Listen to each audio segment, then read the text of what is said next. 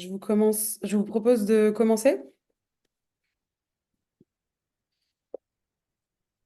Donc, on est ensemble pour 1 heure et demie. On espère que vous pourrez rester jusqu'à la fin.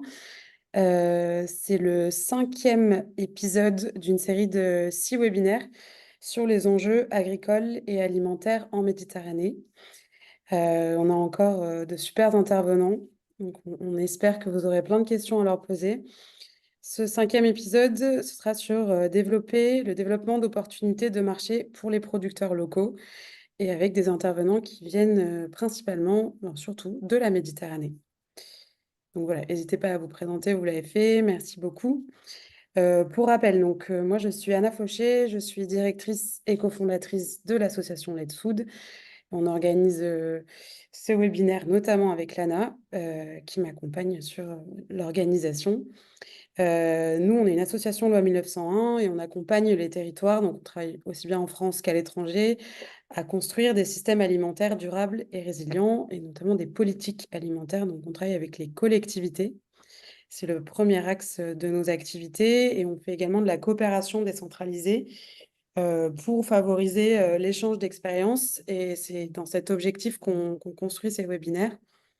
Le deuxième axe, c'est le recensement d'initiatives. Donc, on a une plateforme qui s'appelle Let's Food Ideas, où on a des innovations portées par différents types d'acteurs, donc publics, privés, associatifs. Et donc, tout est accessible en français, en anglais et en espagnol. On fait aussi des publications sur des sujets qu'on souhaite mettre à l'agenda politique. On en a fait un notamment sur la précarité des étudiants et la précarité alimentaire des étudiants en France. Et troisième axe, c'est la formation et le renforcement de capacités. Donc, on crée aussi des outils de formation donc, auprès des universités, auprès des élus et auprès des acteurs des systèmes alimentaires pour les accompagner dans la compréhension des enjeux agricoles et alimentaires de leur territoire. Voilà pour nous. On est une équipe de 5 personnes, 6 maintenant, parce que Noémie nous a rejoints. Et on a bien sûr un bureau, un conseil d'administration et de nombreux bénévoles qui nous accompagnent sur des missions et notamment sur le recensement d'initiatives. Voilà pour nous. On construit ce webinaire sur nos fonds propres, mais avec des partenaires. La chaire UNESCO Alimentation du Monde, avec qui on a l'habitude de travailler, donc qui travaille beaucoup notamment sur le dialogue entre sciences et société et sur les enjeux d'alimentation durable. L'association NID, et on vous la présentera juste après parce que c'est elle qui va nous faire l'introduction, enfin c'est Emma qui va nous faire l'introduction sur la thématique d'aujourd'hui. Et le ministère de l'Europe et des Affaires étrangères, et notamment le service qui travaille avec la coopération décentralisée. Donc le premier webinaire, on a eu une intervention de Monsieur Ajali qui nous a présenté notamment les financements à destination des collectivités françaises qui souhaitaient monter des projets avec des collectivités étrangères. Vous pouvez tout revoir sur notre page YouTube, notre chaîne YouTube. Pardon Anna, je me permets juste, je pense qu'il y a un petit souci au niveau de l'affichage Ah, des ça avance slides. pas? Oui, en fait, on est sur la liste des intervenants, du coup, je voulais juste te prévenir. Ah, bah, je ne sais pas pourquoi. Au pire, je peux reprendre le besoin. Bah, je vais quitter le mode plein écran et je vais le remettre. Est-ce que c'est bon? Là, on est sur la slide partenaire. Ok. Et là, sur la slide interprète. Ça ne bouge pas. Ok, ça ne bouge pas. Bon, bah, tu peux reprendre si tu veux. Ah, mon partage d'écran est en pause, mais pourquoi? Reprendre le partage. Est-ce que là, c'est bon? Est-ce que tu peux bouger les slides? Parce que là, pour le moment, c'est encore partenaire pour moi. Non. Moi, je peux reprendre au pire. Je vais juste réessayer. Euh, Désolée pour ce petit.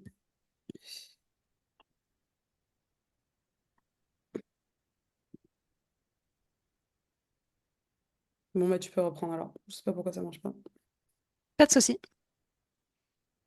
Donc, on en était à remercier nos interprètes avec qui on travaille depuis le début. Et vous vous rappelez que vous avez accès à un une traduction en arabe, en anglais et en français pour tout à l'heure quand on aura des présentations en anglais.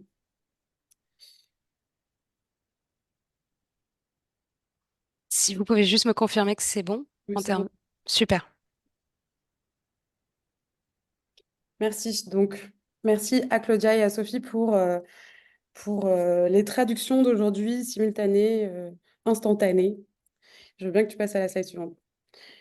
Donc, rappelez peut-être nos objectifs. L'idée de ces webinaires, c'est d'accélérer la transition agricole et alimentaire en Méditerranée, de soutenir les acteurs locaux engagés. Donc, on a fait ce travail de recensement d'initiatives, notamment sur un projet avec la FAO. Et il y a beaucoup d'acteurs en Méditerranée qui portent des actions et on avait envie de faire connaître ces initiatives et peut-être de trouver des partenariats en France ou ailleurs qui puissent les accompagner à développer leurs projets. Et pour cela, l'objectif, c'est de faire échanger les acteurs et potentiellement créer des partenariats et identifier des financeurs. Ça fait aussi partie du travail qu'on a réalisé pour l'organisation de l'ONU l'an dernier. Et donc, on aura un financeur en tant qu'intervenant tout à l'heure. Pour rappel, si vous souhaitez accéder au webinaire précédent, le premier, c'était sur les enjeux de formation aux enjeux alimentaires. Le deuxième, sur la sensibilisation des enfants et l'alimentation durable. Le troisième, sur la lutte contre le gaspillage alimentaire. Le quatrième, sur la production d'une alimentation locale et de qualité. À chaque fois, il y a des intervenants qui sont des collectivités, des associations ou des acteurs privés ou des financeurs.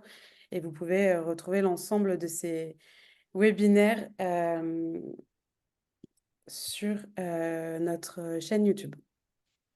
Le prochain webinaire et le dernier, ce sera le 15 mai. Donc, vous pouvez d'ores et déjà noter la date. On vous la rappellera bien sûr.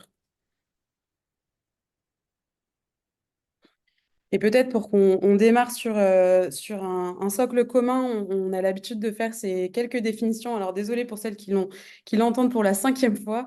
Mais donc, on s'appuie sur une définition d'un système alimentaire local. Donc, l'idée, c'est d'avoir effectivement une approche systémique, donc qui part de la protection des terres agricoles. Donc, pour cela, limiter l'artificialisation et faciliter l'installation de nouveaux agriculteurs.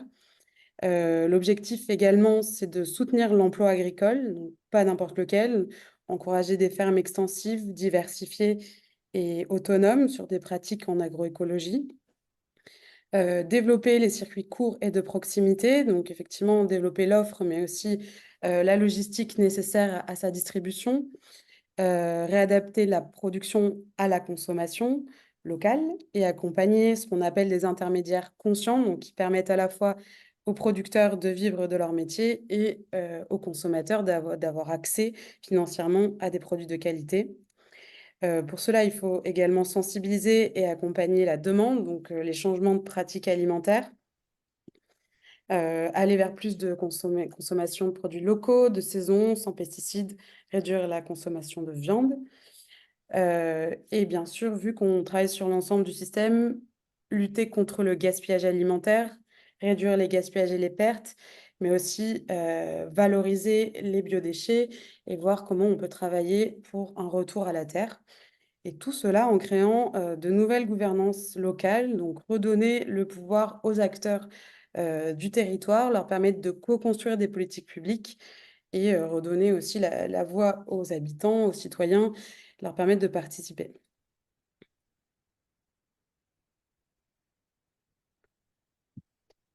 Deuxième définition, et on s'arrêtera là et je passerai la parole à nos partenaires. Ce qu'on entend par système alimentaire durable. Donc, de façon assez classique, on retrouve les piliers du développement durable, donc des systèmes alimentaires qui protègent l'environnement et la biodiversité, sans épuiser les ressources non renouvelables et sans polluer, qui permettent l'accès pour tous et toutes à une nourriture suffisante, saine et nutritive et culturellement acceptable, que chacun s'y retrouve, qui s'appuie sur un système économique inclusif, donc ça, on est en plein dedans en France, qui favorise la création d'emplois pour toutes, tous et toutes, et réduise les inégalités de pouvoir entre entreprises et au sein des chaînes de valeur pour une répartition plus équitable des valeurs ajoutées. favorise la cohésion sociale et le respect de la diversité, et enfin restaure la confiance dans le système, permet de la participation à son évolution. Donc ça, c'est une définition proposée par Nicolas Bricas, à partir notamment des définitions de la FAO, de Biodiversity International et de IPES Food. Et je vais donc tout de suite donner la parole à Emma pour une petite introduction sur la thématique d'aujourd'hui. Donc, chargée de projet transition alimentaire chez NID. Donc, NID, cette association qui travaille sur les enjeux de transition écologique en Méditerranée. Bonjour tout le monde et merci beaucoup Anna et Lana. Je suis ravie d'être ici. Je suis aujourd'hui ici pour présenter ce webinaire avec deux casquettes. La première, c'est que je suis moi-même agricultrice. Dans ma famille, on produit de la pomme et du raisin et donc le sujet de la distribution locale est très important pour moi. Deuxième casquette, je suis également ici donc pour représenter NID, une association qui accompagne les populations méditerranéennes dans leur transition écologique. Anna, si tu peux passer la slide. Et donc, rapidement, on a trois dispositifs d'intervention en Méditerranée. Le premier, c'est Odysseo. On crée des réseaux de lieux de médiation scientifique. Donc, notre premier musée sera à Marseille, près du Mucem pour ceux qui connaissent. Deuxième projet, c'est Régénération.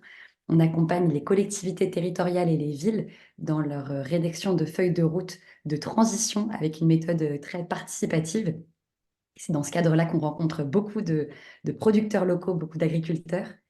Et le troisième projet, Econea, c'est un centre de ressources et d'appui au développement des métiers de la transition environnementale.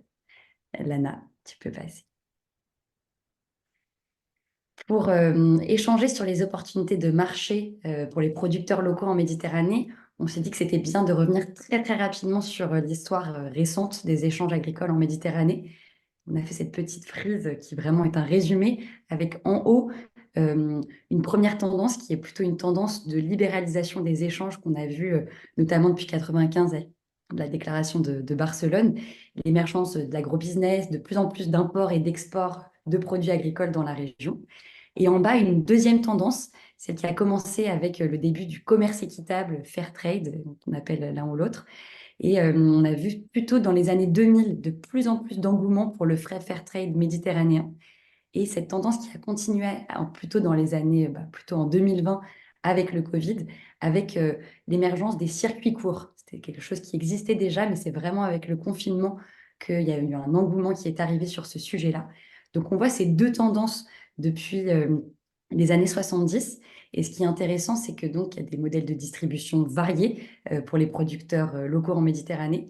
Mais il y a un chiffre important qu'on voulait donner pour contextualiser, c'est que le Regional Environmental Change, qui est un journal scientifique, a publié l'année dernière une étude qui dit que d'ici 10 ans, le Maghreb, donc plutôt la Méditerranée Sud, pourrait devenir dépendant à hauteur de 70% sur les importations agricoles, notamment à cause du dérèglement climatique. Donc on voit que ces deux tendances qui ont amené plus d'imports, plus d'exports, amènent à un chiffre important aujourd'hui pour comprendre le contexte.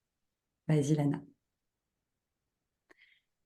Donc, pour parler aujourd'hui d'approche plutôt équitable, on a eu envie de vous parler du coup donc, des circuits courts et de l'approche commerce équitable, fair trade. Les circuits courts, on va beaucoup en parler aujourd'hui avec les intervenants qui sont invités, qui sont géniaux. Et on voulait vous redonner une petite définition et une vision un peu globale. Donc, les circuits courts, c'est un circuit de distribution qui implique 0 à 1 intermédiaire maximum entre le producteur et le consommateur. Donc, il peut y avoir de la vente directe avec des marchés paysans, des AMAP, de la vente indirecte avec de la restauration, des cantines collectives, des épiceries, etc.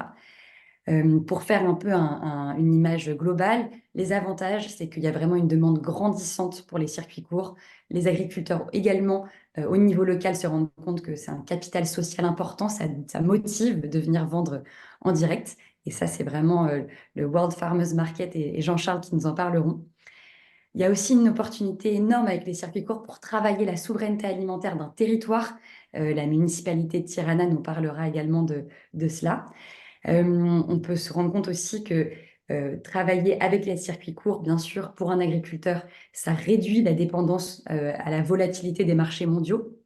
Et ça réduit la dépendance à des intermédiaires commerciaux qui peuvent prendre un gros pourcentage final du revenu du producteur.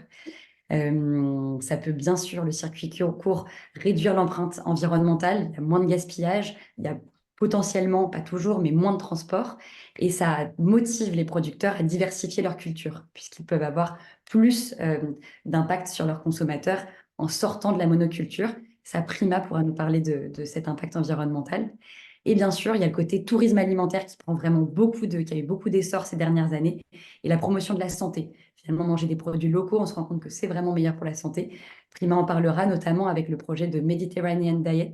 Si on mangeait tous dans nos pays de la Méditerranée avec une diète méditerranéenne, l'impact environnemental et sur la santé serait énorme. Les défis, ils sont nombreux et vous les connaissez pour la plupart. Il n'y a pas encore de label complètement contraignant sur les pratiques quand on achète local. Et donc, c'est un travail énorme de formation que The World Farmers Market fait pour accompagner les agriculteurs qui font partie de cette coalition. Bien sûr, il y a une concurrence avec les importations mondiales, avec la saisonnalité. On ne peut pas avoir des tomates toute l'année. C'est dépendant d'une volonté politique. Si on veut avoir du circuit court, il faut avoir des locaux, il faut avoir des subventions, il faut avoir un endroit pour faire le marché.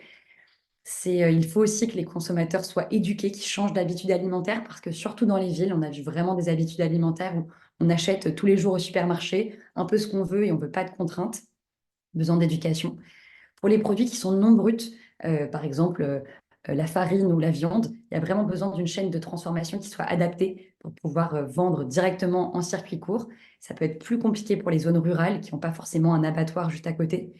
Et c'est dépendant d'un bassin de consommation qui soit suffisant. Donc, si on est vraiment dans une zone très rurale, il n'y a pas forcément des marchés tous les 2 jours, il n'y a pas forcément des AMAP, il n'y a pas forcément des boutiques, pas forcément de lien avec les cantines du coin. Voilà pour les circuits courts. On peut passer celle d'après. Pour le commerce équitable, donc, qui a émergé plutôt dans les années 70 dans le monde, et on a vu vraiment en 2000 l'émergence en Méditerranée, la définition, c'est un partenariat donc commercial, c'est fondé sur 3 choses: dialogue, transparence, respect. Donc, c'est avoir plus d'équité dans le commerce. Les avantages, ils sont nombreux également. Ça crée en Méditerranée des partenariats. Ça crée l'envie d'avoir des produits libanais, turcs, algériens, etc. Et il y a une organisation, la WFTO, qui a vraiment une très très bonne certification et qui est très implantée avec pratiquement tous les pays du pourtour méditerranéen. Donc c'est un bon label sur lequel on peut s'appuyer. Ça valorise des savoir-faire locaux, vraiment ancestraux, et c'est vraiment une bonne façon pour aller faire connaître ces produits. Ça favorise bien sûr les liens entre les transformateurs, les exportateurs, pour faire des produits à haute valeur ajoutée. Donc ça vient créer du lien, par exemple avec Fairtrade Lebanon, qui essaye vraiment de mettre toutes ces personnes-là en lien pour valoriser les produits. Et ça incite à l'amélioration des pratiques agricoles. Tu veux aller sur le marché méditerranéen, voilà ce qu'on attend de toi en termes de pratiques agricoles. Les défis, et je finis rapidement, ils sont nombreux également, bien sûr. Encore une fois, la concurrence mondiale à bas prix, et il y a beaucoup de labels Fairtrade. Donc, on peut parler du chocolat ou du cacao qui vient d'autres régions du monde. Et donc, ça vient être complexe pour la région méditerranéenne parce que tout autour du pourtour, il y a peu de produits agricoles bruts très, très différenciants. Il y a la date, l'argan, le safran et d'autres produits qui sont différenciants pour les pays du sud de la Méditerranée. Mais sinon, il faut vraiment aller sur de la transformation et aller sur des produits qui sont différenciants par comment ils ont été transformés. Et pour ça, il faut une chaîne de transformation, il faut des équipements, il faut de la logistique adaptée. Et donc, ça peut rendre le commerce de produits transformés et l'export ou l'import de produits transformés plus complexe quand certains territoires ne sont pas équipés de toute cette logistique.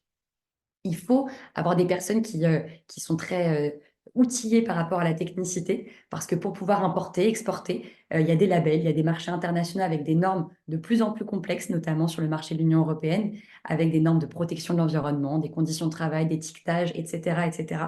Et donc, il faut être outillé, un agriculteur local, pour avoir du mal à rentrer sur ce marché tout seul s'il n'est pas outillé.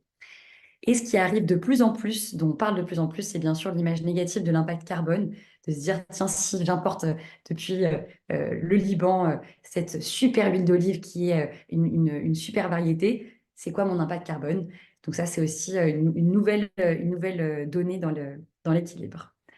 Voilà pour moi. Merci beaucoup pour cette introduction. Elle aurait pu, bien sûr, durer plus longtemps, mais on va laisser la place à nos intervenants. En tout cas, merci beaucoup, Emma.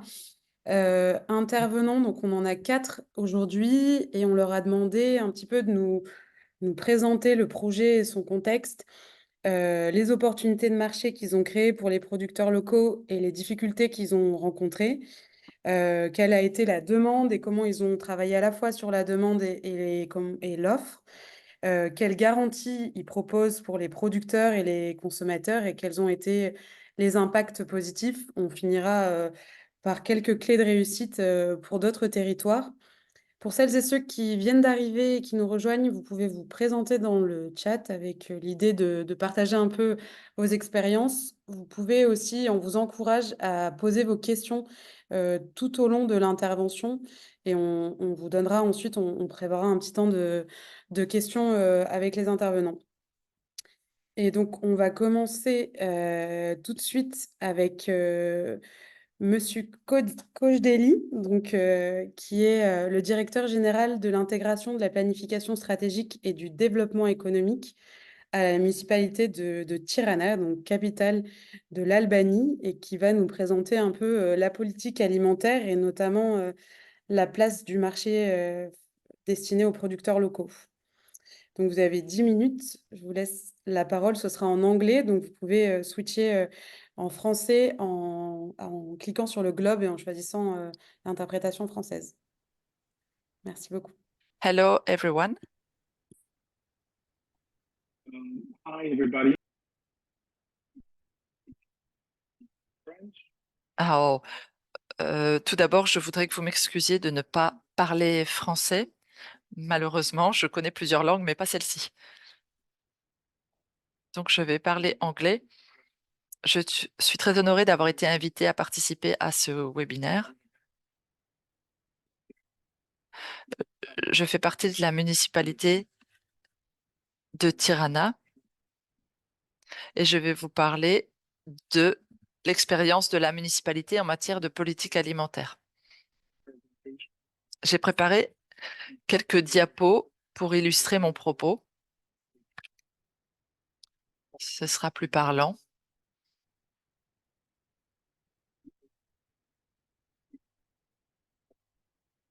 Voilà, j'espère que vous pourrez faire défiler les diapositives au fur et à mesure de mon discours.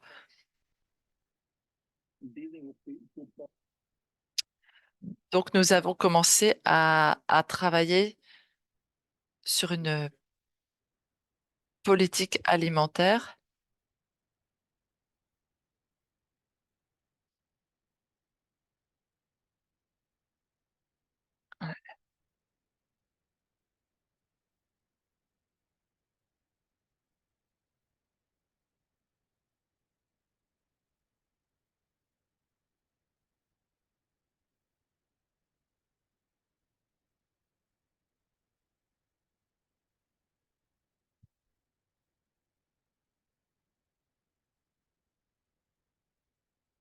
Voilà, quelques petits réglages au niveau du son.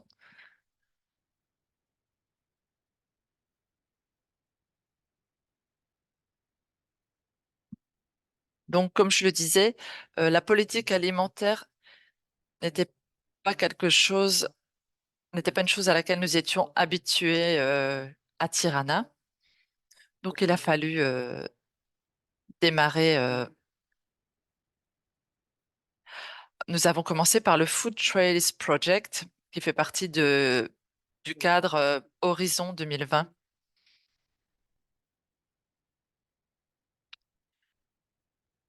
Nous avons souhaité faire en sorte que les citoyens aient accès à la nourriture nutritive et saine. Et puis, nous avons voulu mettre en place des marchés fermiers.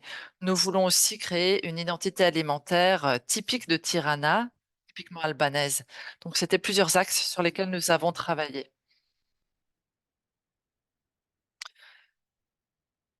Donc, nous avons commencé par apprendre et se former beaucoup.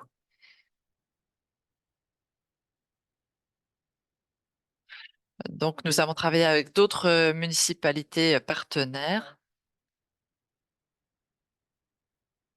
Nous avons créé des Living Labs, des laboratoires vivants. On en a créé 5, des parties prenantes, où nous avons parlé de politique alimentaire et comment réduire le gaspillage alimentaire.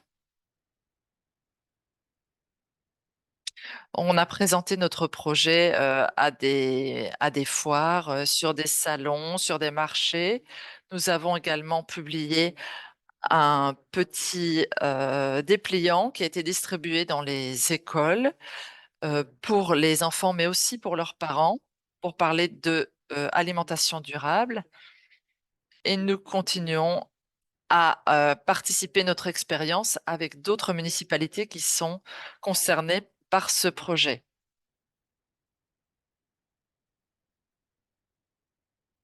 Maintenant, nous avons vraiment préparé, rédigé notre projet de politique qui n'est pas finalisé, mais il doit être approuvé par le conseil alimentaire que nous avons créé. Nous avons aussi rédigé un plan d'action où la municipalité s'engage à suivre d'autres étapes pour progresser dans cet acte de la politique alimentaire. Au long du processus, Tirana a beaucoup appris. Nous avons créé l'année dernière un processus appelé Agraha.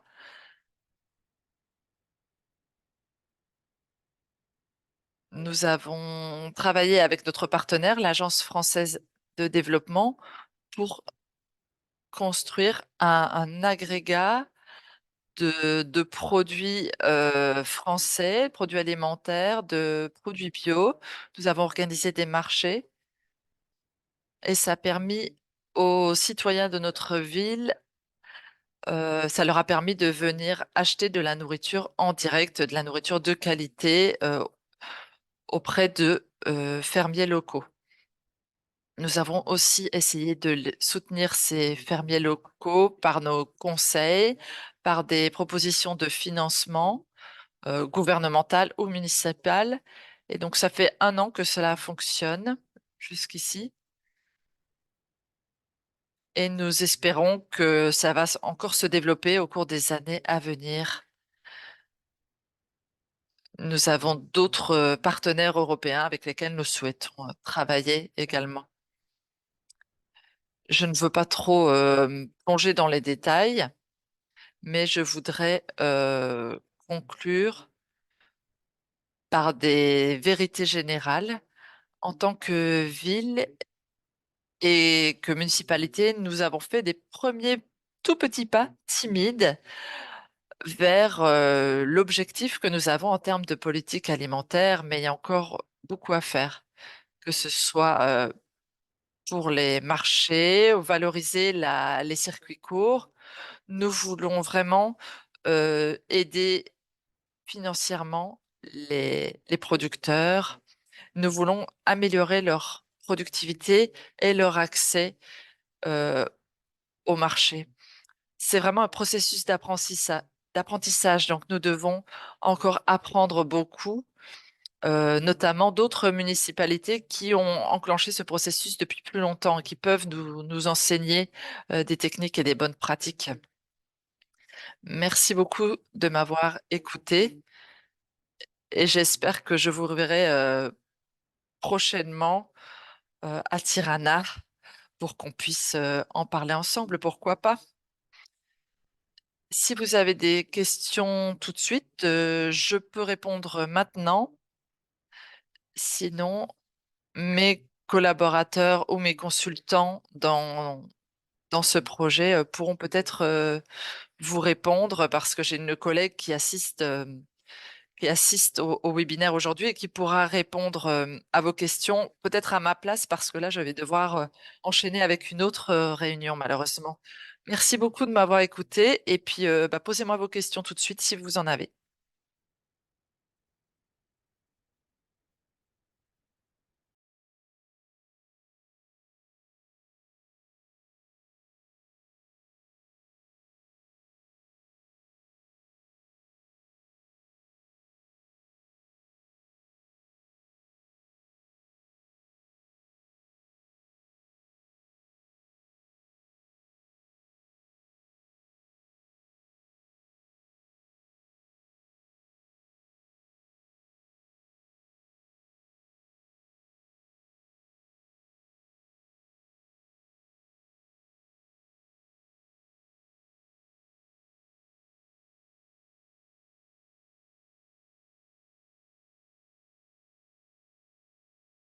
Et il y a une question de Fabien Errand dans le chat.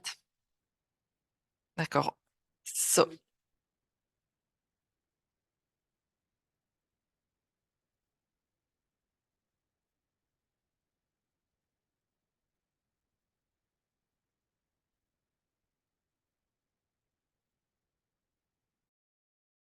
euh,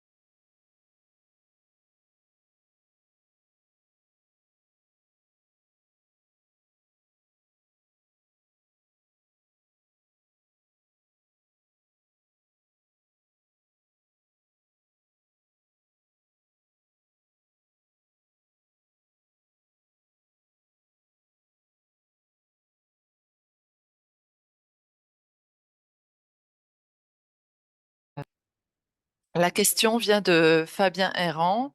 C'est: pouvez-vous nous donner plus d'informations sur le Conseil alimentaire local? Qui en fait partie? De quoi sont-ils chargés?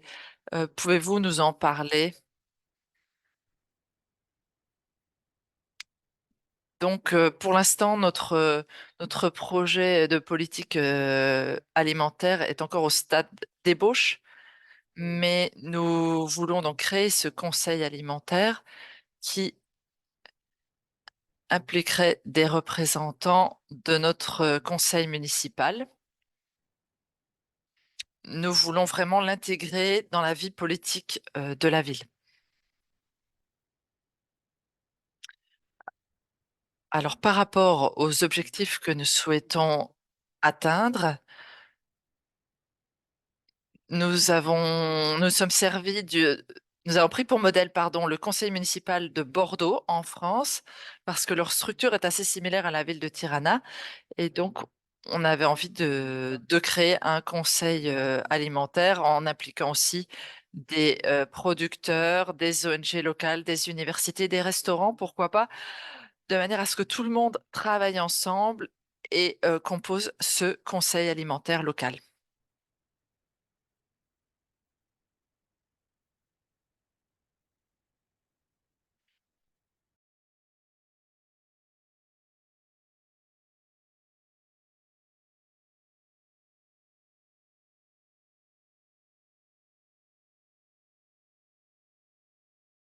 Euh,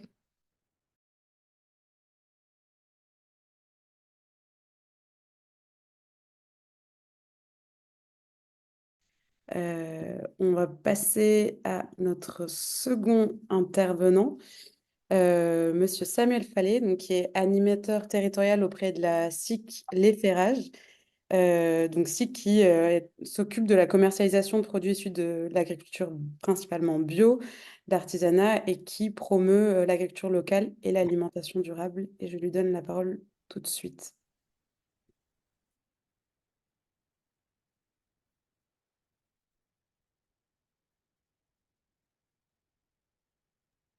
On peut Samuel. peut-être revenir juste sur la diapo juste avant. De... Merci. Bonjour à tous. Merci de nous avoir invités dans ce webinaire. Je suis Samuel Fallet. Je suis passé un peu par toutes les étapes. Je suis bénévole, coopérateur d'une coopérative d'intérêt collectif qui s'appelle Les Ferrages, qui travaille sur l'agriculture et l'alimentation, et bientôt donc salarié sur l'animation territoriale. On se situe dans l'extrême sud-est de la France, dans le département des Alpes-Maritimes, dont peut-être vous connaissez la bande littorale qui est connue sous le nom de Côte d'Azur. Je vais tenter en 10 minutes, franchement c'est un défi périlleux d'expliquer une dynamique collective, mais voilà, j'accepte le défi. Donc si on peut passer à la diapo suivante.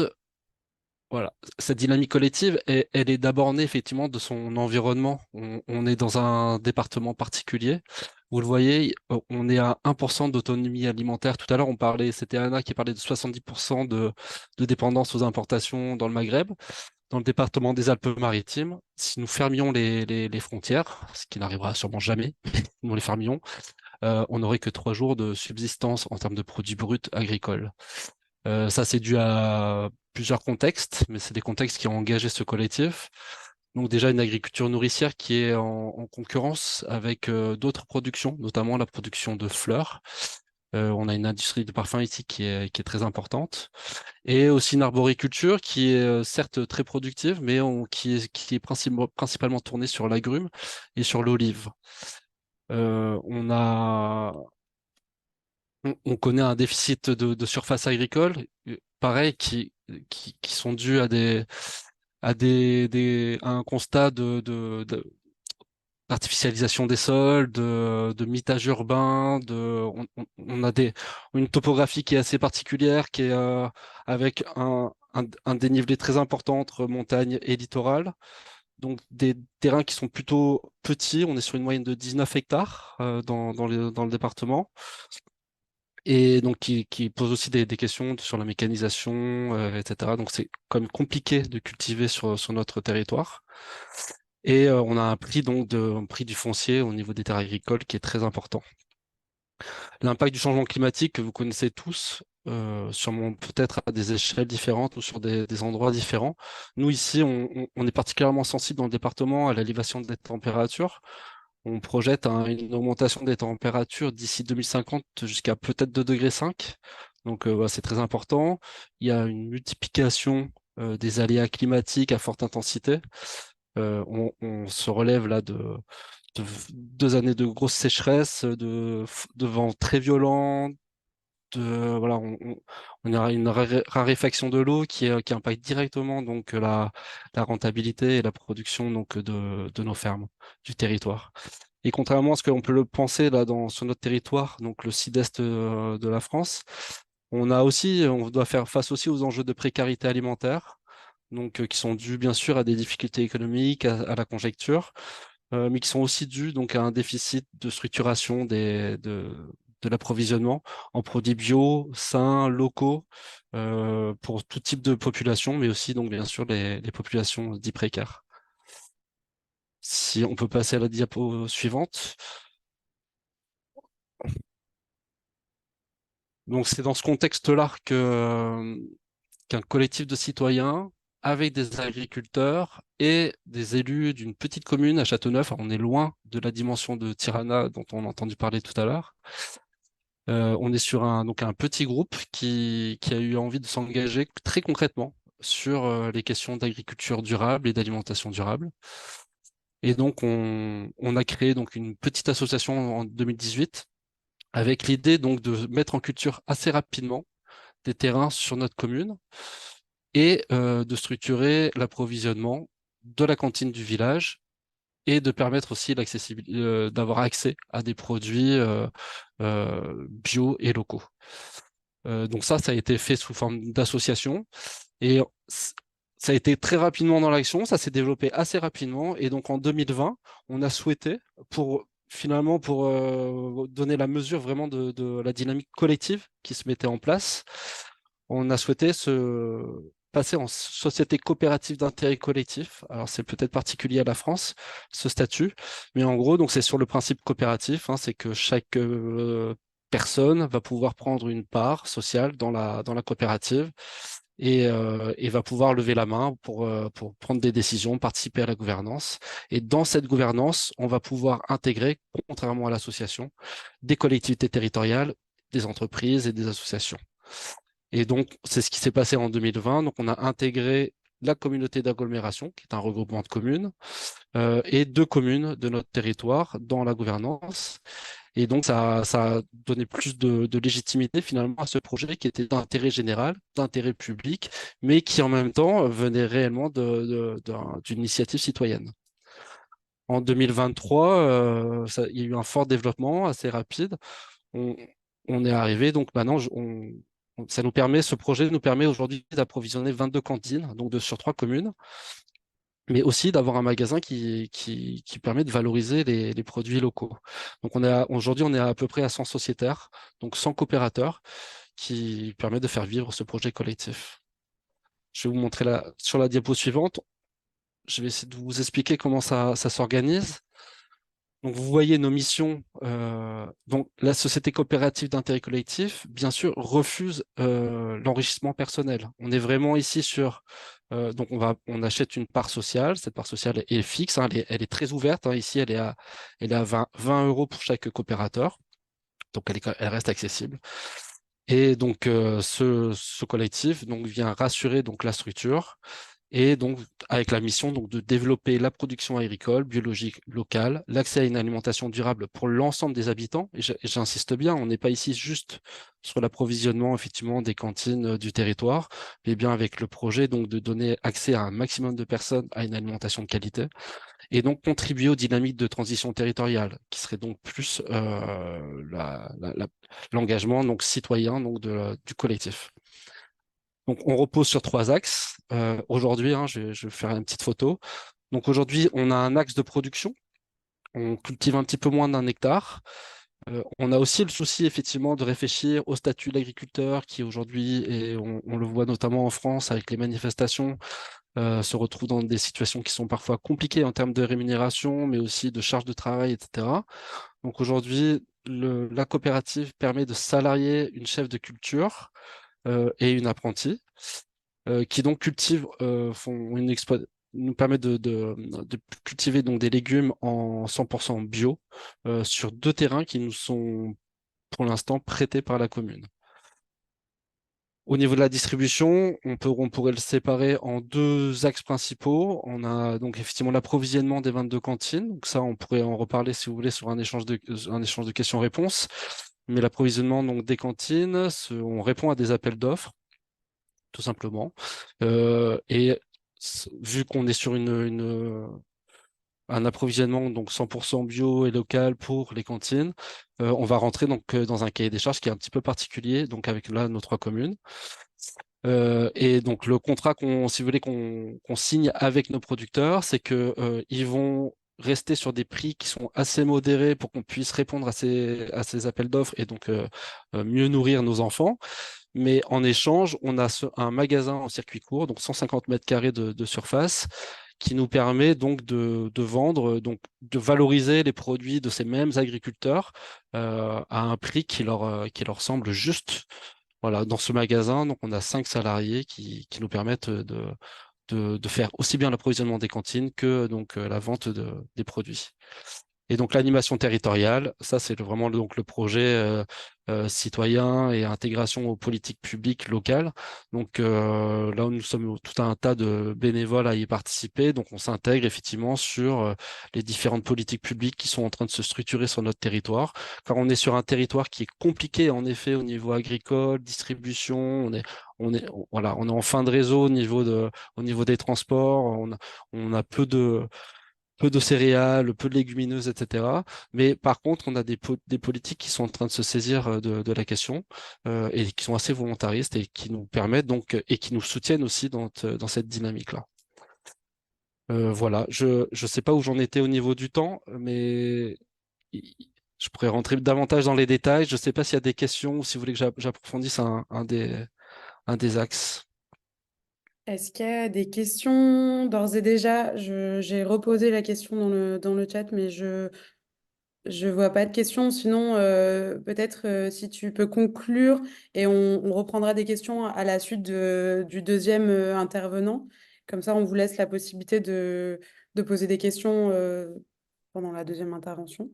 Très bien. Donc juste pour conclure donc sur cette partie, cette coopérative d'intérêt collectif, donc vous l'avez vu sur le petit historique que j'ai fait, est montée en puissance assez rapidement, puisqu'on est parti en 2018 d'une petite association et aujourd'hui on, on- on permet l'approvisionnement pour à peu près 5000 repas à jour pour les écoles notamment. C'est un projet qui est donc né de ce collectif citoyen et de la cohabitation avec un projet politique. Donc, je l'ai entendu tout à l'heure, il faut aussi des politiques ambitieux pour faire marcher ce genre de projet. Ils existent ici aujourd'hui. Et ce projet-là, c'est une alternative. En tout cas, nous, c'est l'alternative que l'on a construit, que l'on a imaginé pour répondre aux enjeux de l'alimentation sur des petits territoires. On est bien sur une commune de 3000 habitants. Et donc, la collectivité territoriale n'avait pas les moyens d'assumer à elle seule l'approvisionnement de ces cantines ou l'accessibilité donc pour d'autres publics à la production bio et locale. Voilà. Super.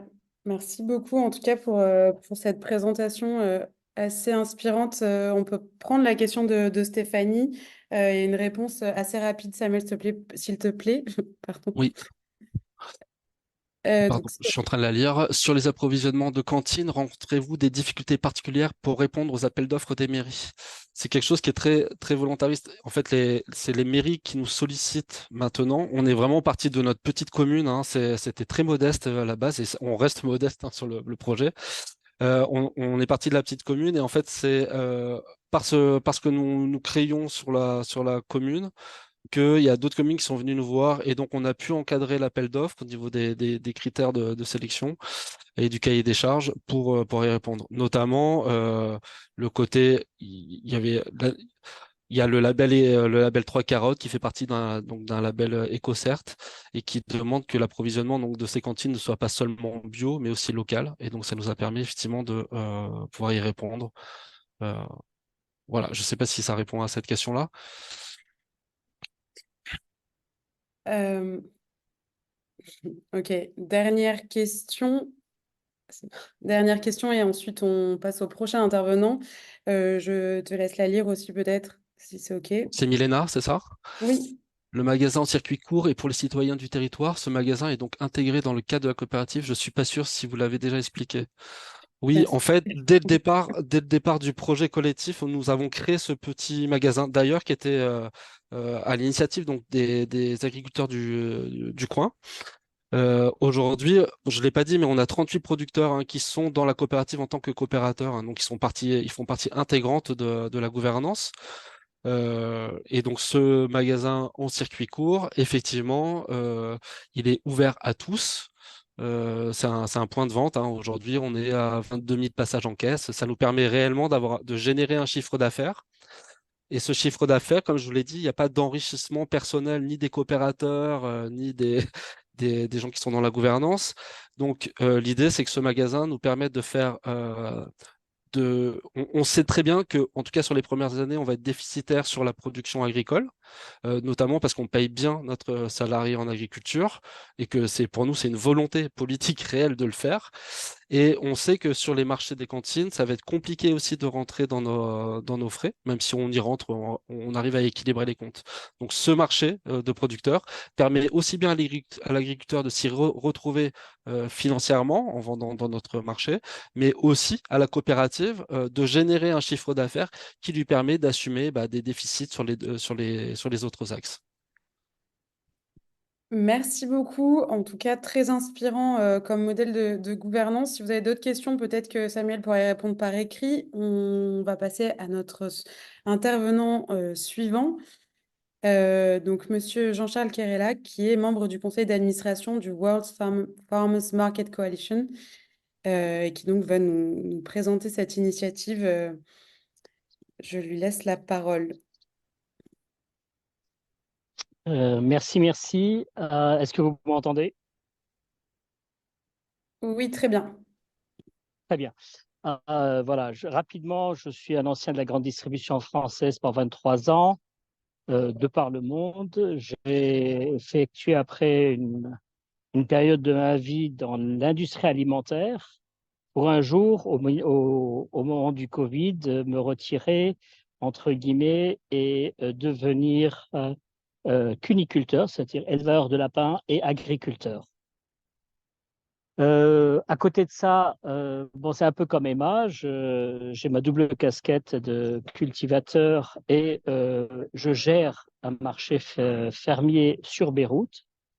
Et à ce titre-là, ayant rejoint la coalition mondiale, donc la World Farmers Market Coalition, en tant que marché, on m'a élu membre du comité de direction en charge de la Méditerranée, je veux dire la Méditerranée non européenne, c'est-à-dire que ça va de la Turquie au Maroc. Voilà, ce sont des pays qu'on suit et qui ont eux-mêmes, certains ont des marchés ou sont en train de se mettre en ordre de marche pour avoir des marchés fermiers, entre guillemets, dignes de ce nom, puisque les marchés existent partout, dans tous les pays du monde. D'ailleurs, le mot souk en arabe veut dire en français bazar. On vend de tout, n'importe comment, n'importe où. Le marché fermier a une définition pour nous. C'est d'abord un marché alimentaire, il n'y a pas de non alimentaire, et dont 50% est composé de produits frais, quels qu'ils soient, issus du lait, des fruits, des légumes, de la viande, de la pêche. Voilà. Alors rapidement, voilà. Donc la World Farmers Market Coalition, que je vais appeler W dans ma présentation pour gagner du temps sur les 10 minutes que j'ai, est arrivée après une étude durant la pandémie du Covid où structurellement, dans certains pays dits développés, des études montraient que 15 à 18% des gens n'avaient pas accès dû aux problèmes logistiques, de disponibilité et toutes les régulations qui ont été mises en place pour prévenir l'expansion de la maladie. 18% n'avaient pas accès aux produits frais quotidiennement.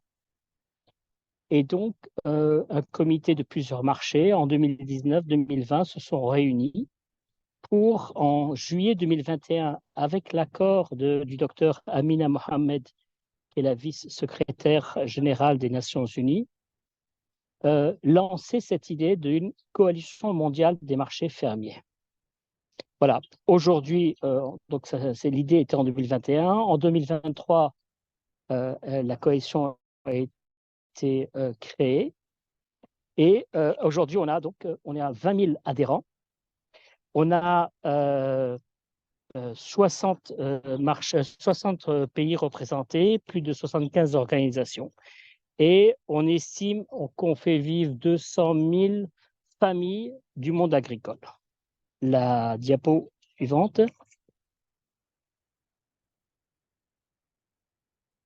Voilà, bon, rapidement, c'est ces photos.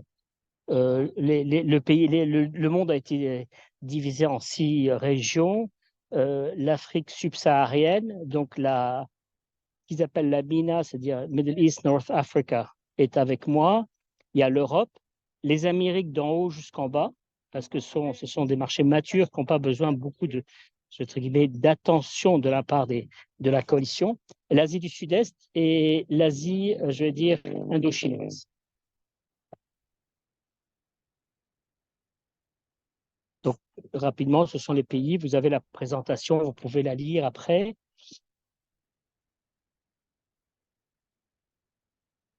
Voilà. Alors, le but est d'établir des communautés incluant les fermiers et les consommateurs. Donc, la fréquence des marchés est propre à chaque association, mais elle doit être, on ne nomme pas chez nous un marché qui est une ou 2 fois par an. Donc, il y a une fréquence établie où les consommateurs et les producteurs se retrouvent tous les dimanches, tous les samedis, 2 fois par semaine, dans un lieu bien précis et en proposant de façon à établir un lien direct et former une communauté. L'autre but qu'on essaye qu'on fournit, c'est une assistance technique et juridique avec un appui de la coalition basée à Rome sur les intervenants locaux, organisations politiques, par exemple, gouvernements, organisations locales, gouvernements locaux, régionaux, de façon à faciliter l'établissement de marchés fermiers. Il y a certains pays qui refusent de vendre des produits faits à partir dans la cuisine du producteur, ce que nous on appelle en arabe, on appelle ça la moune, et c'est les conserves locales faites par exemple une dame à la maison. Nous, on encourage le travail des femmes isolées ou en précarité. Dans certains pays, il n'y a pas de loi. Je pense à mon pays, il n'y a pas de loi, chacun fait ce qu'il peut, mais dans d'autres pays, c'est très encadré. La coalition est là pour organiser une communication quand il y a euh, un frein au développement de marché. À côté de ça, on a développé la prochaine session, c'est 1 fois par mois. La prochaine session, c'est le mercredi prochain. Et ce sont essentiellement, on part d'un témoignage d'un marché quel qu'il soit. La fois dernière, c'était les règlements sanitaires dans le Ouest canadien, une organisation qui a 65 pays, et qui parlait des difficultés qu'il a, mais aussi des avantages qu'il a à avoir un intervenant régional, gouvernemental, et les aides qu'ils peuvent avoir par rapport à d'autres pays qui n'en ont pas. Et on a une équipe de tout ce qui est tout pour un support de communication pour aider à travailler sur le pourquoi et se faire l'avocat de l'importance d'acheter des produits locaux, fabriqués localement et arrêter supprimer les intermédiaires. Rapidement.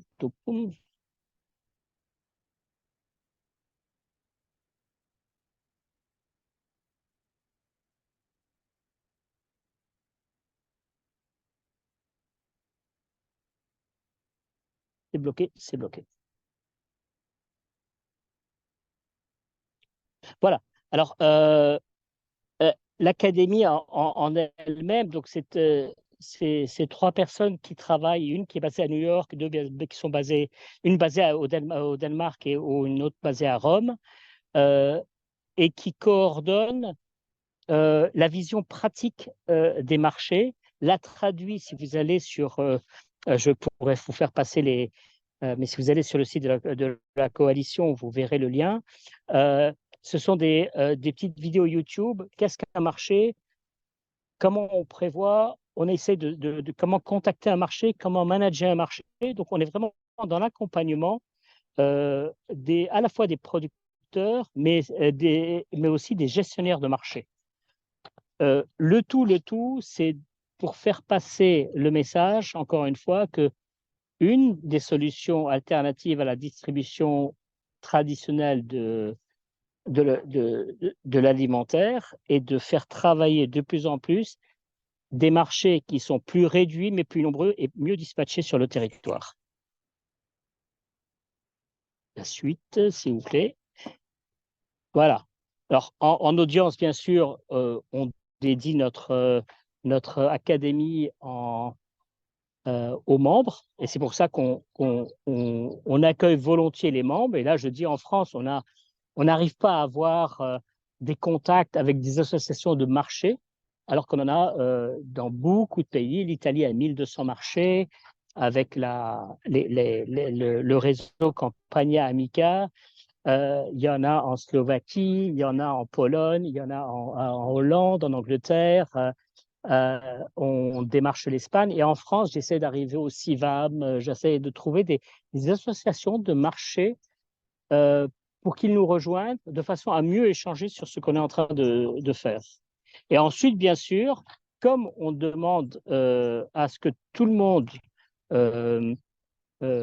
nous rejoigne, enfin pas tout le monde, mais qu'il y ait un grand nombre qui nous rejoignent, on voudrait aussi permettre à ceux qui peuvent nous aider de par leurs relations, de par leur réseau, de par leur pouvoir en place. Donc, on les invite régulièrement dans nos webinaires de façon à échanger sur comment changer les lois, de façon à autoriser, et on a plusieurs succès dans notre portefeuille. À Hanoï, on a réussi à faire changer les lois de la municipalité. Ils ont réorganisé l'ensemble, et ça, on peut avoir, si vous voulez, des détails. On a réussi à changer l'ensemble de la disposition des marchés dans Hanoï. Ils ont divisé par 3 le nombre de marchés, mais ça permet une meilleure répartition dans les quartiers. Au Ghana, au Bangladesh, il y a une association qui s'appelle Work for Better Bangladesh, qui est là depuis 15 ans et qui, pareil, a introduit au niveau d'un savoir local de faire les marchés, un savoir-faire un peu plus organisé, de façon à ce que le marché perdure. Jean, je vous coupe, La pardon. suite, Oui. Oui. Je pense qu'on va aller vers une phrase de conclusion si ça vous va et on prendra des questions à la suite de la 4e intervention.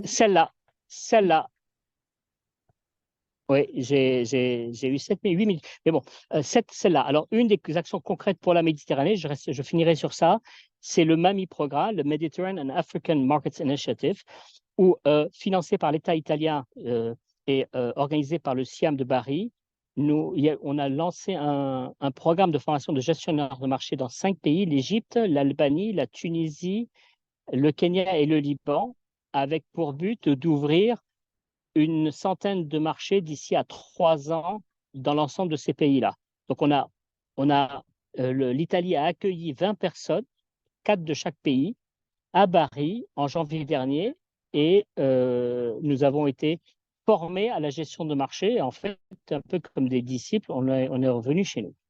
Voilà, ça c'est l'initiative qui aujourd'hui nous est très importante et qui va donner des fruits énormément autour de la Méditerranée. Voilà. Merci beaucoup. Je sais, c'est un peu court, mais on va laisser une petite pause de quelques minutes aux interprètes et ensuite, on prendra 1 minute pour répondre aux questions et ensuite avoir notre dernier intervenant. Question que je lis tout de suite pendant ce temps-là. Voilà. Donc, si vous avez des questions, c'est pendant la pause. Merci.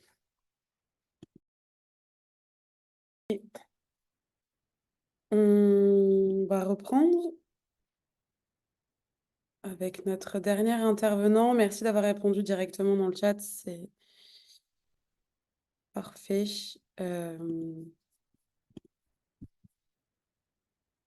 Et merci pour l'échange de contacts aussi. On va laisser la parole à Monsieur Mohamed Ouagui, qui est donc chargé de mission au secrétariat de Prima.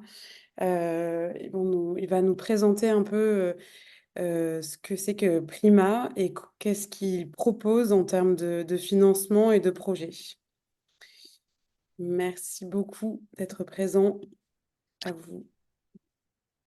Merci beaucoup, Lana et Let's Food, de m'avoir invité aujourd'hui. Je suis chargée de projet au secrétariat de Prima. Je suis très heureux d'être invitée aujourd'hui à ce webinaire et je vais essayer de vous transmettre quelques éléments sur ce que nous faisons chez Prima. Tout d'abord, je voudrais demander aux participants s'ils ont déjà entendu parler de Prima et de nos actions avant d'assister à ce webinaire. Je ne sais pas.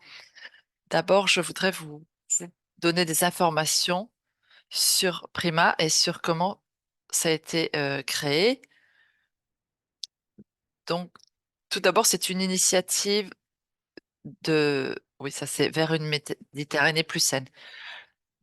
Donc, on parlait à l'Union européenne avec différents pays de sortes de défis à relever, que ce soit dans la Méditerranée, mais aussi dans le monde, donc le climat, la population, la nourriture, l'eau, les énergies. Et donc, on savait que c'était des défis qui étaient liés les uns aux autres, notamment quand on manque de ressources. Donc, Prima a été créé en 2018.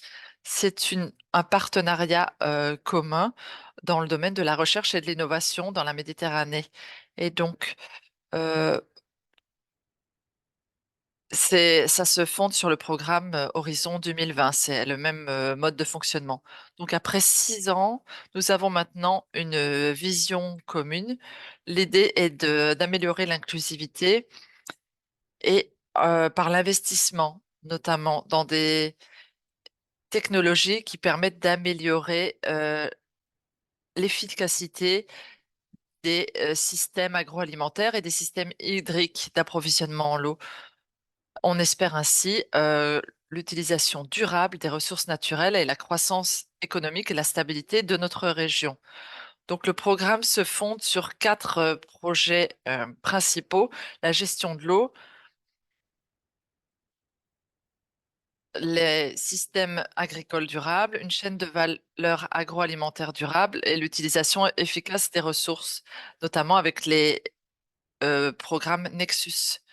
Donc, nous voulons que la Commission européenne et les pays participants arrivent aux objectifs du programme et nous voulons augmenter les financements accordés à ce programme. Nous ne voulons pas oublier non plus des éléments connexes, comme par exemple les discriminations de genre. Alors, voici nos résultats entre 2018 et 2023. Nous avons financé 238 projets avec un investissement à peu près de 350 millions d'euros. Mais ce que nous voulons mentionner, car nous en sommes fiers, c'est qu'il y a plus de 2000 bénéficiaires, que ce soit des entreprises, des individus privés, et tous ces gens ont travaillé ensemble pour trouver des solutions aux défis que doivent relever la région méditerranéenne. Alors, si on doit s'intéresser plus particulièrement aux résultats dans le domaine agroalimentaire, il y a eu 77 projets, ce qui représente un financement de 110 millions et 35% des bénéficiaires viennent du secteur privé. Donc, ça peut être des entreprises locales et des PME. Donc, cela montre l'importance du secteur privé dans ce domaine et dans nos projets agroalimentaires. Donc, ces dernières années, nous avons mis en place diverses actions et activités. Voici les les principaux domaines de ces 77 projets agroalimentaires. Donc, il faut surtout tenir compte de la réactivité. Nous avons voulu surtout en 2021 lancer un programme pour la résilience des petits producteurs aux chocs et aux crises telles que celle du Covid. En 2023, au moment de la guerre en Ukraine, euh, nous nous sommes rendus compte que la région était vraiment très dépendante des céréales qui viennent de l'étranger, notamment d'Ukraine ou de Russie. Et donc, nous avons voulu vraiment travailler pour améliorer l'efficacité de la chaîne d'approvisionnement des céréales. On s'aide notamment d'outils technologiques numériques. Donc, nous voulons avoir des produits plus locaux qui sont proches de notre marché, qui soient prêts à être commercialisés directement. Et donc, je veux souligner l'importance des producteurs et des sites de production locales. Alors, vous pouvez voir ça, ce sont des extraits des causes soutenues par Prima au cours des années précédentes. Donc, on voit que dans le premier extrait, que vraiment, on met l'accent sur les petits producteurs, les petites entreprises aussi, pour qu'elles puissent faire face au changement climatique également. Alors maintenant, je vous emmène dans un petit voyage, un petit aperçu vers la chaîne d'approvisionnement des producteurs locaux de la Méditerranée et comment on peut améliorer leur situation. Alors ici, vous voyez, c'est les défis, l'analyse de la situation de la chaîne de valeur dans notre région. Elle a beaucoup de défis à relever, des problèmes.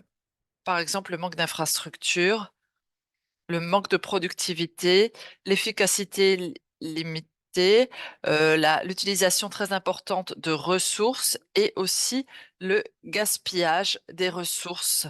Donc, on gaspille des ressources, mais aussi de la nourriture elle-même. Donc, c'est vraiment dommage et tout est complexifié par le changement climatique. On a aussi l'érosion et la dégradation des sols. Donc, tout ça crée des conditions difficiles parce qu'on a beaucoup d'intermédiaires et notre chaîne de valeur est longue et complexe. Alors, on essaye de transformer ces obstacles en opportunités pour la recherche et les innovations dans le domaine. Donc, voici la prochaine diapo. Voici des choses que nous avons mis en place qui s'adressent aux différentes composantes de la chaîne de valeur. Par exemple, une nouvelle technologie de séchage par pulvérisation qui nécessite 30% d'énergie en moins. Donc, ça peut aider les petits exploitants à être plus efficaces et plus rentables. Donc, on a des laboratoires qui s'occupent de ce type de technologie. Alors, on a un autre projet, Nano for Fresh, qui a pour but d'économiser l'énergie sur le transport grâce à des plateformes qui permettent de distribuer en circuit court. Alors, on a voulu aussi écouter les producteurs locaux et voir quels étaient leurs problèmes. Et donc, ils souhaitent accroître leur rentabilité, leur productivité. Donc, on a vu comment faire pour minimiser, par exemple, les déchets de 30%, ce qui permet de faire des économies. Donc, si vous êtes intéressé par nos différents projets, rendez-nous sur le site de Prima et vous pouvez télécharger différents dépliants et vous trouverez également toutes les coordonnées pour avoir des personnes ressources qui pourront vous conseiller. Alors, je crois que c'est ma dernière diapo, c'est la conclusion. Nous sommes conscients de l'importance du secteur agroalimentaire qui joue un rôle vital pour le bien-être socio-économique des pays méditerranéens. Mais nous savons qu'il y a de nombreux défis à relever, par exemple une logistique inadaptée et le manque d'innovation et de compétences en marketing qui n'aident pas à faire connaître nos produits. Donc, il faut vraiment essayer d'améliorer la situation du secteur agroalimentaire, essayer de parvenir à un secteur plus résilient et durable dans la région. Nous avons besoin de petits exploitants et d'agriculteurs résilients et autonomes parce qu'ils ne sont pas forcément le bout de la chaîne, mais ils font partie du processus et donc il faut les aider si on veut aider au final les consommateurs également. Donc nous devons investir dans la recherche et l'innovation pour améliorer l'efficacité de la chaîne d'approvisionnement.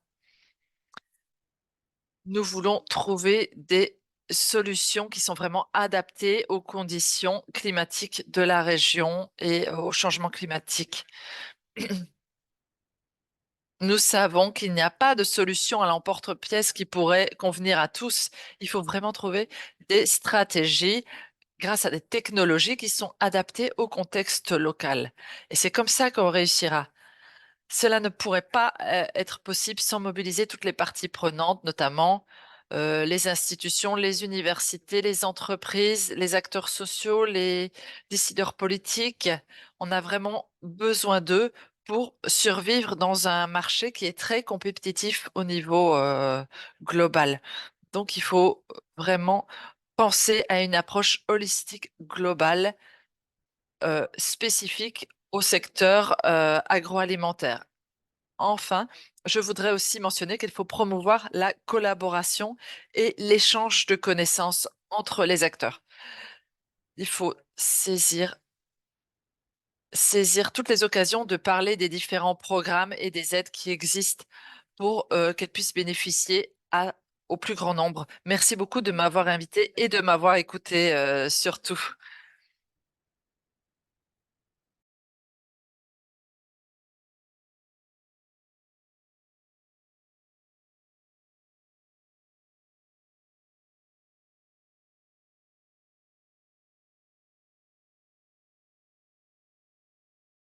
J'ai une question pour Monsieur Wagui.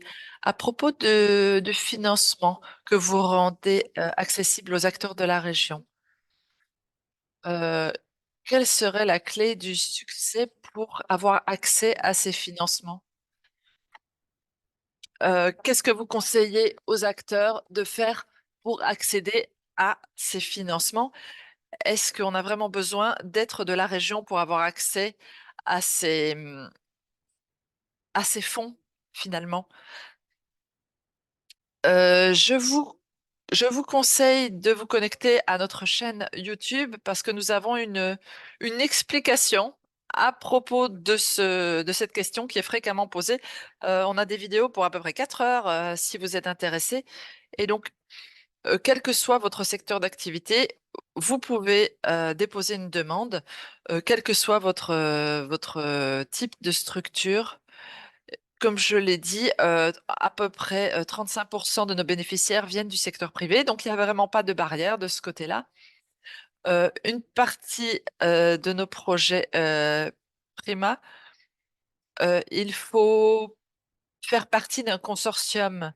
Donc mon meilleur conseil en 2 mots, ce serait de vous rendre sur notre site internet et essayer de communiquer avec un de nos coordinateurs qui pourra vous guider vraiment, que ce soit sur votre type d'idée ou la manière de procéder.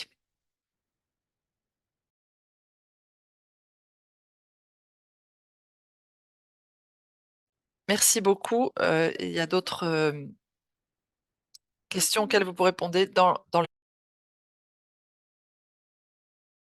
1 minute.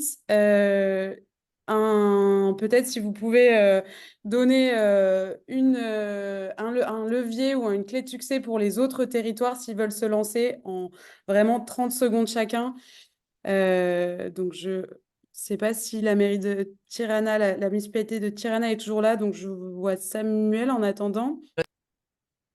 uh, for our part to Selon moi, par rapport à la politique alimentaire locale, l- l'un des problèmes principaux était de réunir les fermiers albanais. Dans la région de Tirana, ils ont vraiment des petits territoires, moins d'un hectare. Et donc, ils avaient des cultures très différentes. Donc, c'était difficile de les réunir. C'était vraiment notre premier risque à surmonter. Et donc, on a beaucoup évalué les risques et on a essayé de les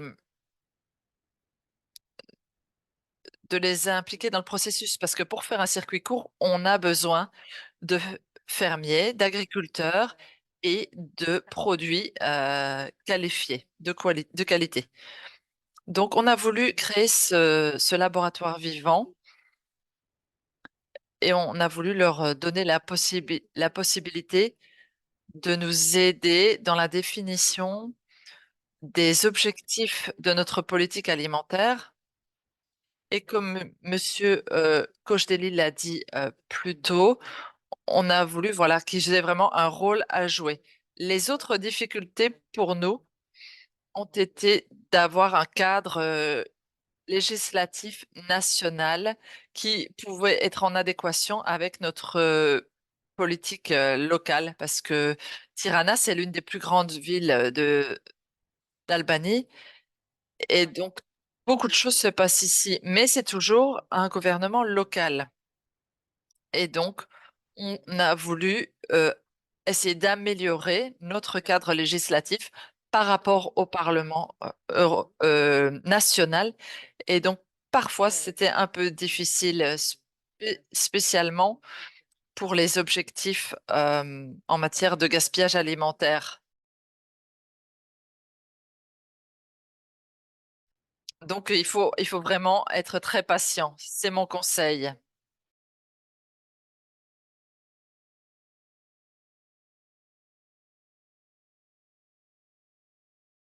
Merci beaucoup.